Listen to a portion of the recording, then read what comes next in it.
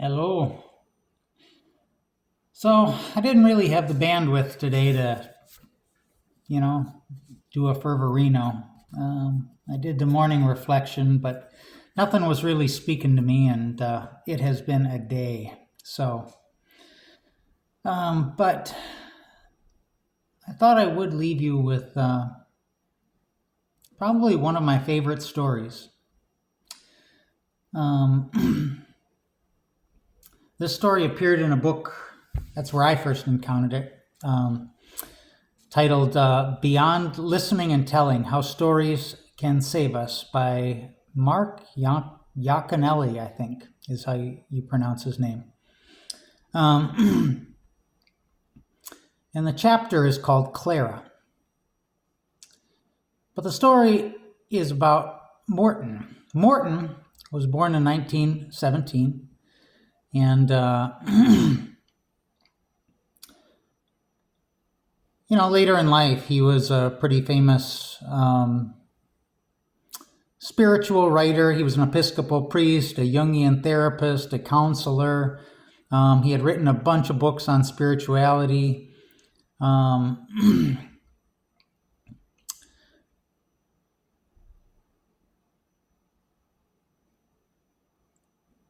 But when he was a child, he was born in 1917 and was what they called a blue baby. 5 weeks premature. His head was misshapen. He looked hideous. And he was injured during the delivery with the forceps, and so he had permanent deformities related to that. And he was so monstrous looking that his mother was certain that he was going to die, and so she refused to care for him. She was eventually compelled to at least nurse him by her husband and by her doctor. But beyond providing him food, he received no care at all.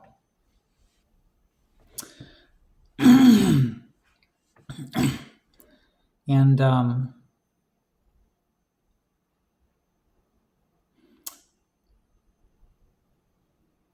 his mother didn't want anything to do with him, or the father, I presume. But eventually, once he was weaned, they had enough money. They had a little cottage in the backyard, and they hired a young teenage girl to take care of him. They didn't even keep him in the house with the rest of the family and the other kids. And and so the first 4 years of his life, he lived in this cottage. And finally, the doctor said, well, I think you need to consider institutionalizing Morton. Also, he had a hearing loss that was not diagnosed, and he had mild cerebral palsy, and so they thought he was retarded. But when they suggested putting him in an institution, in order to do so, they had to put him through a number of tests. And one of those tests was an IQ test. And they found that his IQ test was incredibly high. It was so high that they had him take it again because they were certain that it was an error of some kind. But the subsequent test just confirmed what the first test said, that he was very highly intelligent, that he wasn't retarded at all. And after this discovery, they brought him back into the house and raised him as part of the family, like nothing had ever happened. And but the damage had already been done. The formative years, as we all know, are the most critical for receiving love and support and and he didn't get that. So always felt rejected. And even though he excelled in school, it was probably the one place that he found solace. He was plagued by emotional issues and mental health issues. And finally, one day, when he was a young man, probably in college, he took his father's gun and he went into the mountains with the intent to kill himself. And he stayed there all night in the mountains. And as he was getting ready to kill himself,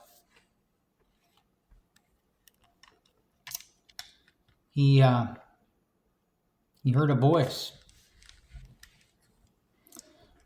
coming from the mountain, perhaps. It seemed to come from all around him. And it was singing this lullaby.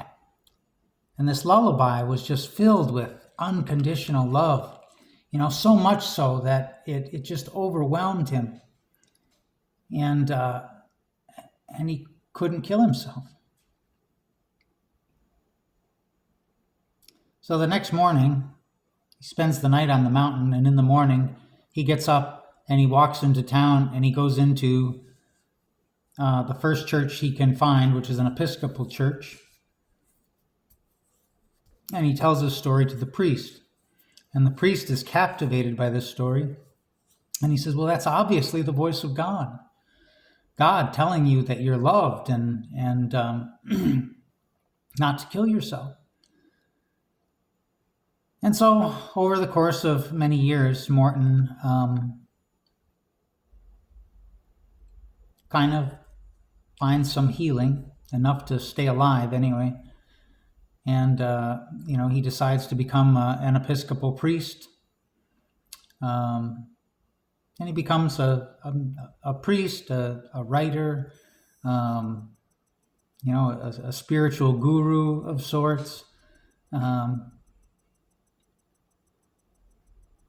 He was bright anyway.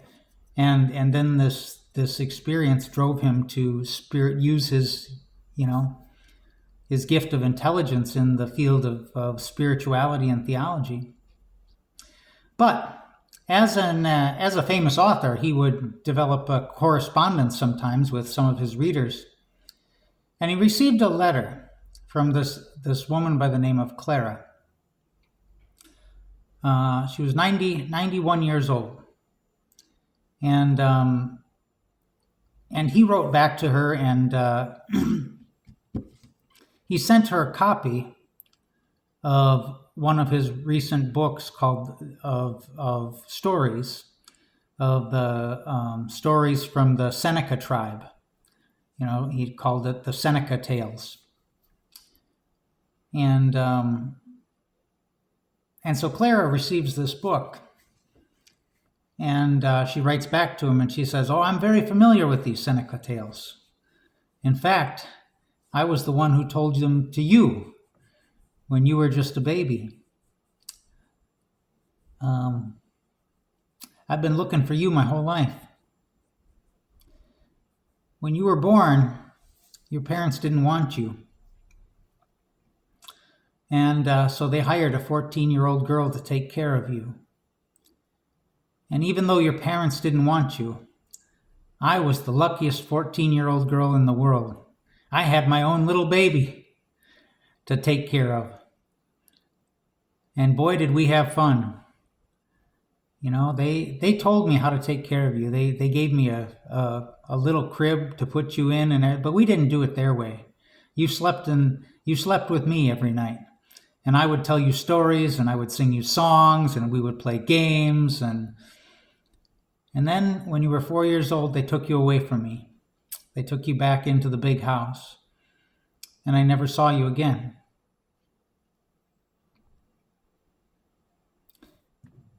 Well, Morton was floored. Morton's in his 70s now, and this woman, Clara, was 91 years old. And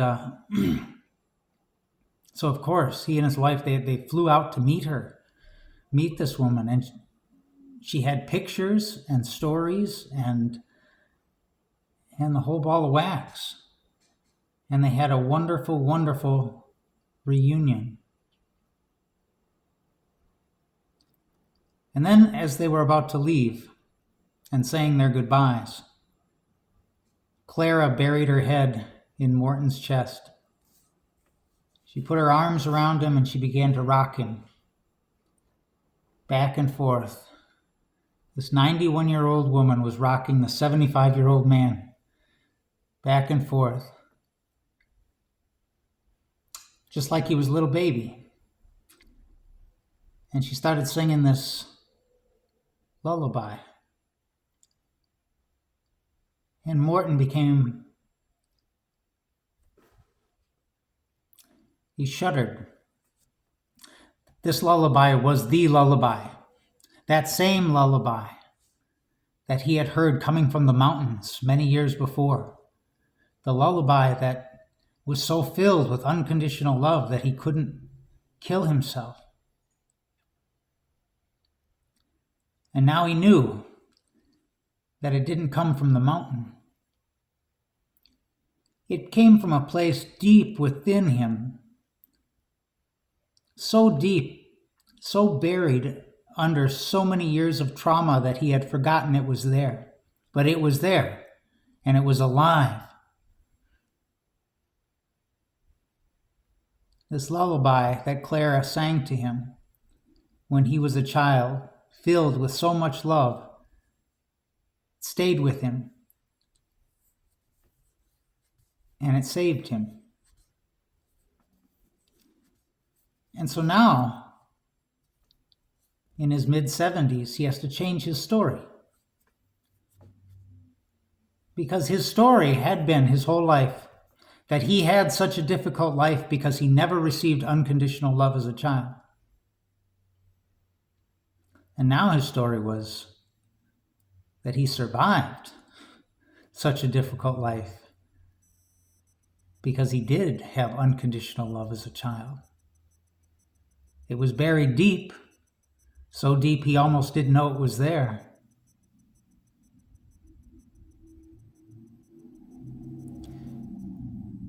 But it was that unconditional love that saved him.